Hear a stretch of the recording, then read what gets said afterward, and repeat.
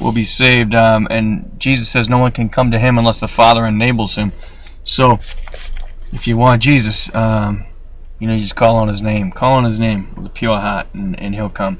He says he stands at the door and knocks, and if any man hears his voice and opens the door, he'll come in. That door is your heart, and is the door to your life, and he just wants to do life with you.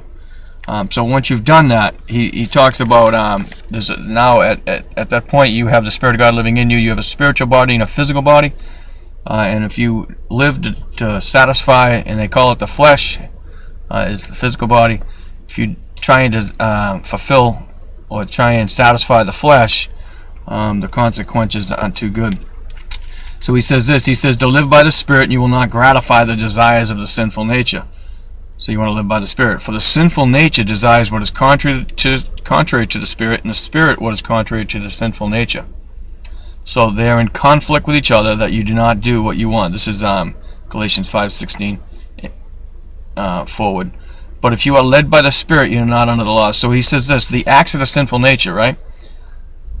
He says it's obvious. It's sexual immorality, total impurity, debauchery, idolatry, witchcraft, hatred, discord, jealousy, fits of outrage, selfish ambitions, dissensions, factions, and envy, drunkenness, orgies, and all kinds of crazy stuff like that. And but this is what when you walk by the Spirit. Now that's when you walk by the flesh. You're just ignoring God. You're not following Him. You're not reading the Word of God. You're pushing Him out of your conscience. You're not worshiping Him. The flesh just wants to be satisfied. So you go after those destructive behaviors. But when you walk by the Spirit, you are praying. You're trying to talk with Him. You're worshiping Him. And as a result of that, and that's why the Christians are kind of excited about the Lord. They find him, at church or in worship or whatever. He just filled with this stuff. Galatians 5:22. The fruit of the Spirit is love, joy, peace, patience, kindness, goodness, faithfulness, gentleness, and self-control. I'll say it again.